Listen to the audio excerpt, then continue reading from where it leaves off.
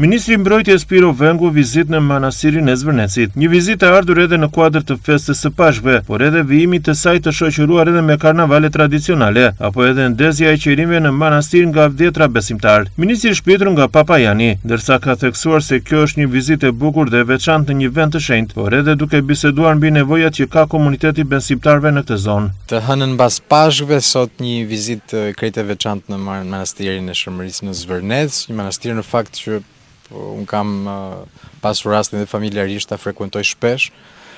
Sot merr një rëndësi edhe më të veçantë mbas Pashkve dhe pata mundësinë që edhe me papun të kishim një bisedë të ngrohtë për një sër çështjesh që lidhen me nevojat që ka komuniteti i besimtarëve këtu.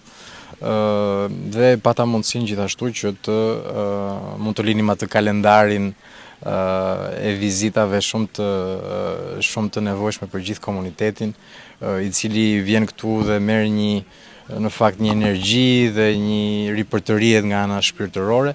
Që është e vërteta, manastiri është dhe një pasuri kulturore shumë e veçantë kombëtare, që nga mesjeta e vendit tonë. Dhe duhet të gjejmë të gjitha mënyrat për jo vetëm për ta mbrojtur, por edhe për ta promovuar dhe për të krijuar ato hapësirat e nevojshme të gjithë besimtarëve që këtu të gjejnë ato oazin e paqes shpirtërore. Ndërkohë Papa Jani e ka cilësuar një vizitë të këndshme atë të ministrit, e cila merr më shumë kuptim në këtë ditë. Si zakonisht, me qenë se në pamundësi për të qenë ditën e djeshme, ditën e Pashkës në këtë vend të shenjtë, u mundova që të jem edhe unë këtë prezencë këto ditë të bukura të shenjta, gjithë javën e ndritshme duke filluar nga sot, por ishte një surprizë e bukur e vizitës së mikut tonë Zotit Vëngu në këtë vend të shenjtë.